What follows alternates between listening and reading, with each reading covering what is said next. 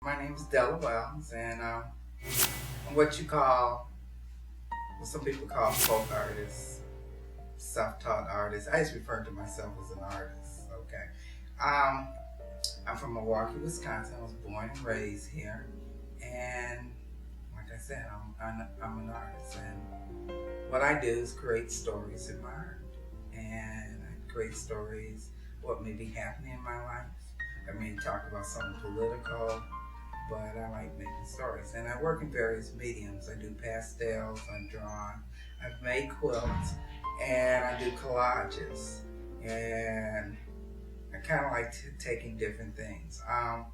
My influences is that I like Dr. Seuss, Edward Lear, James Thurber. So I like doing satire. I used to do back in the '80s. I used to do a cartoon strip for the organization 9 to 5. That was a advocacy group for working women, and I did a cartoon strip called 9 to 5 with Miss Wells, and I would poke fun at things politically. What I do now, I'll post things politically, but I may poke fun and talk about people that I know, and sometimes they don't even know that the picture is about them. Um, I've been doing this. God, I'm so old. I mean, I've been doing this for about 20 years, seriously. Almost 20 years. I started doing it seriously at 42.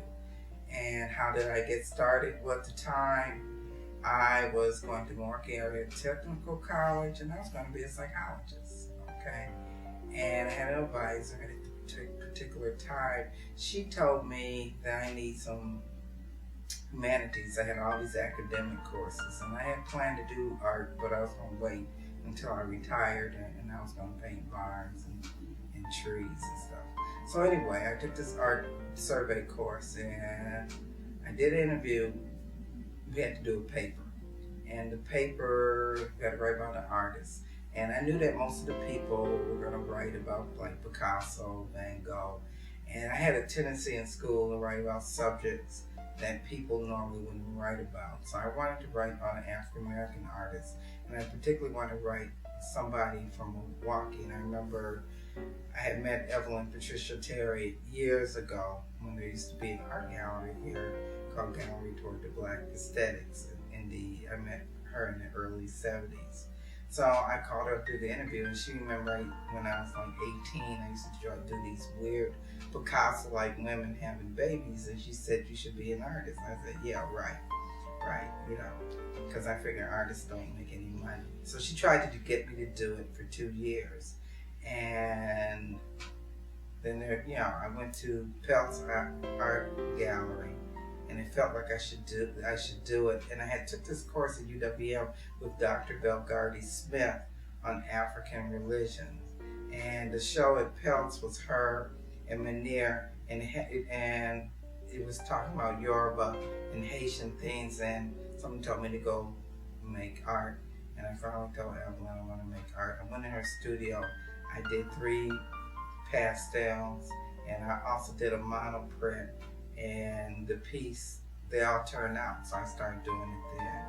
And she had told me if I get 50 pieces, she would get me a show someplace. But I got my first 2 shows on my own, and my first solo show, was at this cafe in the Lodge, and I also had a show at the Women's Center at UW Milwaukee.